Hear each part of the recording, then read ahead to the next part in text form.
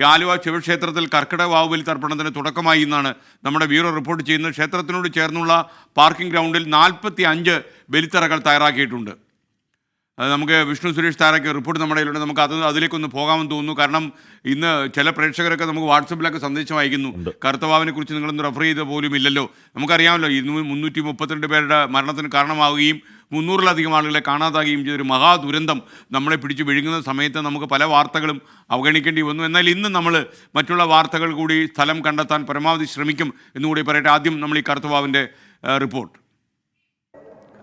കർക്കിടക വാവുബലി തർപ്പണം ആലുവ ക്ഷേത്രത്തിൽ പുരോഗമിക്കുകയാണ്. സാധാരണഗതിയിൽ ആലുവ മണപ്പുറത്താണ് ബലിത്തറകളൊക്കെ ഒരുക്കാറുള്ളതെങ്കിൽ ഇത്തവണ കനത്ത മഴയും ഈ പെരിയാറിലെ ജലനിരപ്പ് ഉയർന്ന സാഹചര്യത്തിൽ പ്രത്യേകമായി ബലിത്തറകൾ ഈ ക്ഷേത്രത്തിനോട് ചേർന്നുള്ള പാർക്കിംഗ് ഗ്രൗണ്ടിലാണ് ഒരുക്കിയിരിക്കുന്നത്. 45 ബലിത്തറകളാണ് ഉള്ളത്. അവിടെയാണ് ഈ ക്രമീകരണങ്ങൾ നടക്കുക. സാധാരണഗതിയിൽ 100 മുതൽ 110 വരെ ബലിത്തറകൾ ഉണ്ടാകാറുണ്ട്. ഇത്തവണ ഈ മഴയെല്ലാം പരിഗണിച്ചുകൊണ്ടാണ് ബലിത്തറകളുടെ ഒരു കുറവ്, എണ്ണത്തിൽ കുറവ് സംഭവിച്ചിരിക്കുന്നത്.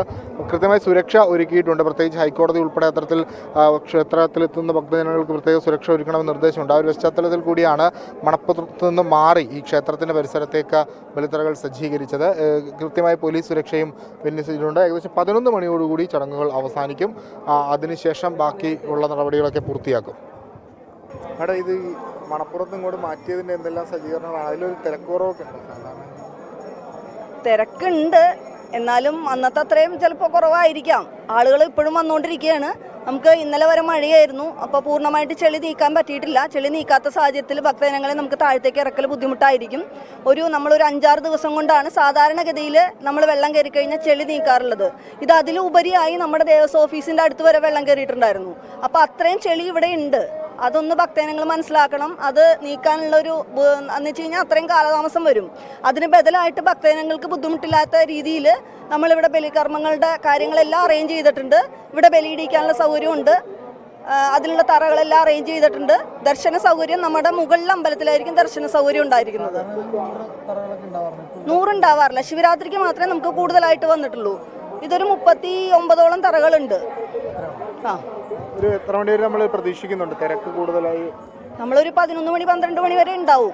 ആളുകൾ പിന്നെ വന്നുകൊണ്ടിരിക്കുകയാണ്. കാലാവസ്ഥ നോക്കിയിട്ടാണ് ഭക്തജനങ്ങൾ വെളിയിലേക്ക് ഇറങ്ങുന്നതെന്ന് തോന്നുന്നു ഈ തിരക്ക് കാണുമ്പോൾ. ദേവി ആഷ്മി പറയുന്നു, എല്ലാം കണ്ടും കേട്ടും മനസ്സും ശരീരവും തളർന്നുപോയി. എല്ലാവരും സേഫായിരിക്കണം. ആഷ്മി ബറോൻ ശ്രീസാർ ഒന്നും എഴുതാൻ പോലും വയ്യ. ദേവി നമ്മൾ തളരാൻ പാടില്ല. ഇപ്പോഴാണ് നമുക്ക് കൂടുതൽ നമ്മൾ ഊർജിതമായ കാര്യങ്ങൾ ചെയ്യേണ്ടത്.